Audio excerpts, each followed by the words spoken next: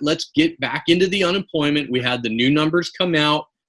We knew they were going to be bad, but let's take a look and see what are the experts saying. So Ben Bernanke, former Fed chairman, I don't find comparing the current downturn with the Great Depression to be very helpful. The expected duration is much less, and the causes are very different, right? So this goes to the depth and the length that we've talked about. We do have an updated version of that slide today. Very, very different. What we're experiencing right now is event-based. It is strictly due to the coronavirus. We had a phenomenally strong economy going into this, and then we decided to hit the pause button, right? That is not the norm. When we talk about the Great Depression, we had systemic issues. When we talk about the Great Recession, we had systemic issues. We don't have those right now. We take a look at Wall Street Journal national economics correspondent Josh Zumbrin. News stories often describe the coronavirus-induced global economic downturn as the worst since the Great Depression. This is likely to be literally true, yet for many the comparison does more to terrify than to clarify. Let's look at the numbers. Let's see what we're talking about. All right, so here's a chart that is comparing the numbers, unemployment numbers from the Great Depression, 32, 1933, 1934, 1935, to the coronavirus, so 2020, 21, 22, 23. All right, we're using the Goldman Sachs projections. All right, so we are currently at 14.7% unemployment.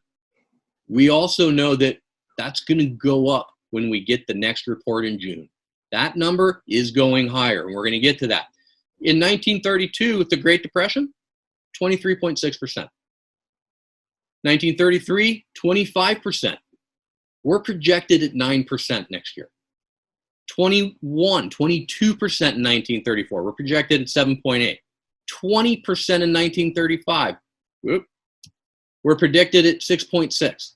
There is a huge difference, and here's the numbers. This is the science. This is the research, and this is what the numbers tell us, guys. Here it is. These are two completely different things.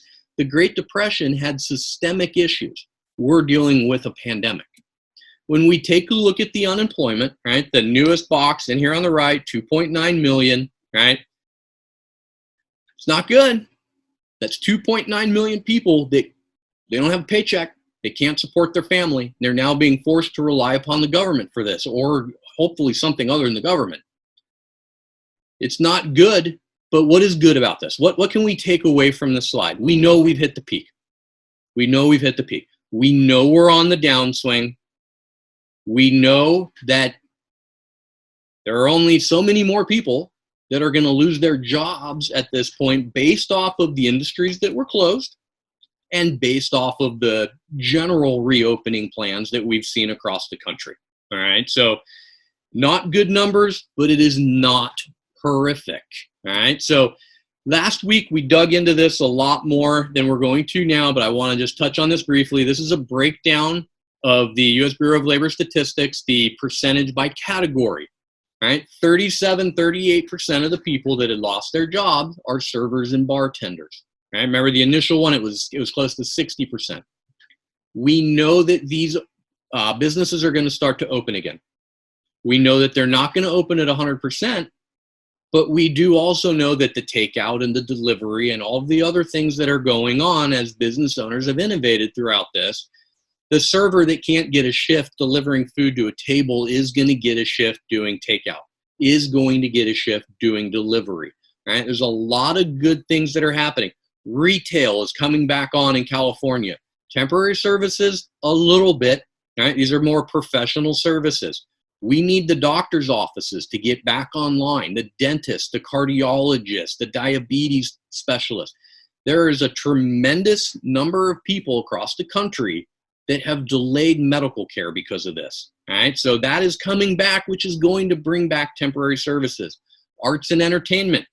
In parts of the country, they're doing it, and they're not having any issues, amazingly enough. All right, so when is this going to come back in San Diego? We'll have to see. We do have a little bit of a disagreement between San Diego County and the state, so we'll see how that goes. Manufacturing, childcare. We know those are coming back. Childcare is going to come back. All right, we just need to get some guidance for it. All right, so in general, we know this is going to come back. right? Let's see what else we're looking at, right? So here is the depth and the length graph. This is the continually updated one. We did update this for this week. We need to understand the depth and the length. Depth being how many people have lost their job. The length meaning how long is it going to last. So we have depth going up and down on the y-axis, length left to right on the x-axis. When we take a look at the Great Depression, there it is. 25% unemployment at the peak, right? 1929 to 1942. It took 12 plus years to get back to where they were. Here's the Great Recession. 9%. 10% was the lowest. 9 years. We've seen multiple projections last week, and prior to that, Goldman Sachs was at 15. I think it was JP Morgan last week that was at 20%. Goldman Sachs has updated their numbers. They now see it dropping to 25%. That means next month we are going to have a bad jobs report again. It's coming. We know it. You now know it. We all don't have to freak out like Chicken Littles and go running around the street going, oh my God, the world's going to come to an end. All right. So what is this graph showing us? The Great Repression, or the coronavirus, it has a tremendous amount of depth. It is impacting a lot of people at this point. We also know previously it was expected to potentially go for 2 years. Now it's being extended out. It could go 3 or 4. But we do know that just based off the projections, we're going to be at 10% or less next year. All right. So do we have the depth? Absolutely. Do we have the length? We do not. Is the length increasing? Some projections are, but there's nothing definitive yet. Right? So that's where we're at with unemployment so far. Here's a great quote from the Deputy Chief Economist at First American. Our analysis shows that the nature of the service sector-driven recession is unlikely to result in a one-to-one decline in homeownership demand, because those being impacted disproportionately by the recession are much less likely to have been hunting for a house in the first place.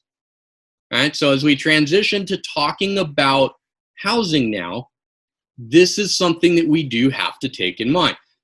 How many of the people that have lost their job due to this were actively looking for a home? So here's another graph. This one is showing the job loss percentages based off of income. 40% of the people that have lost their job make less than $40K a year. Those are a lot of kids, college students, kids directly out of college, part-time workers. These are not high-skilled workers. 19% is between 40K and 100K. Now we're starting to get into skilled workers. We get into over 100K, that's only 13%. That in general requires some skill, right? So how many of the college kids, how many of the high school kids, how many of the people with a part-time job were actively out looking for a home before this started? I would take a guess that not that many of them. I would say that somewhere between the 19% and the 13%, these are your home buyers, right? So that is another data point. It's another good piece of news for the housing market.